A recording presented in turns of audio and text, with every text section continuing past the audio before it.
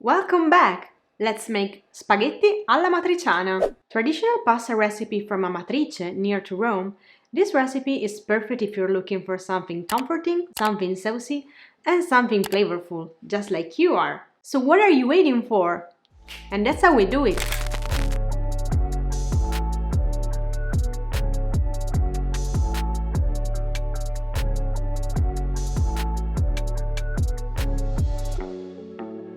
Let's go straight to the recipe and grab your guanciale.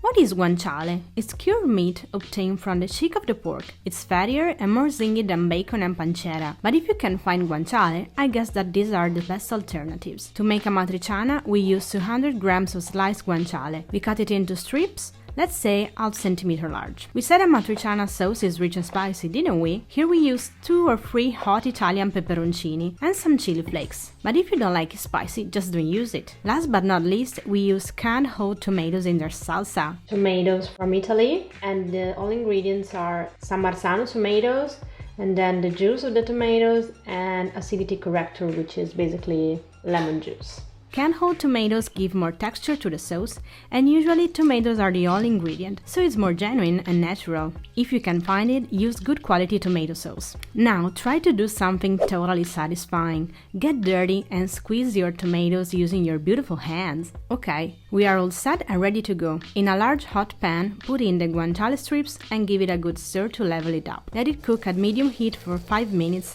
until it will release its fat and it will be brown but not burnt or dried out. Then take the guanciale out. But pay attention here. As you can see, we let the guanciale fat in the pan. Guanciale fat makes the pasta sauce flavorful and delicious. And remember that every time you throw away guanciale fat, a Roman dweller dies.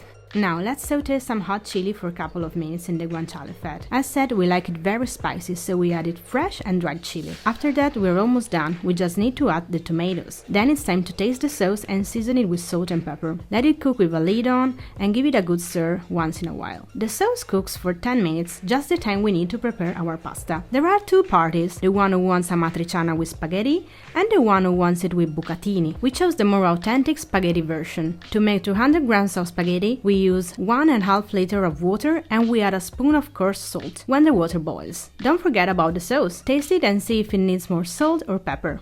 When your spaghetti are cooked al dente, we use tongs to drain the pasta directly into the saucepan. To make it shiny and creamy, we pour about 50 milliliters of cooking water little by little. Mix it and enjoy the moment. I'm already drooling, but keep the focus for 1 more minute. Add your crispy guanciale and grate some fresh beautiful pecorino romano cheese, while the pasta is still hot and steamy.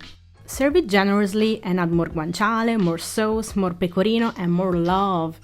Easy, luscious, flavorful and sexy just like you are. I could die for it. Spicy, flavorful. It's a bomb in your mouth. That's great, you gotta try this. And if you like this video, don't forget to like it and subscribe our channel. Bye!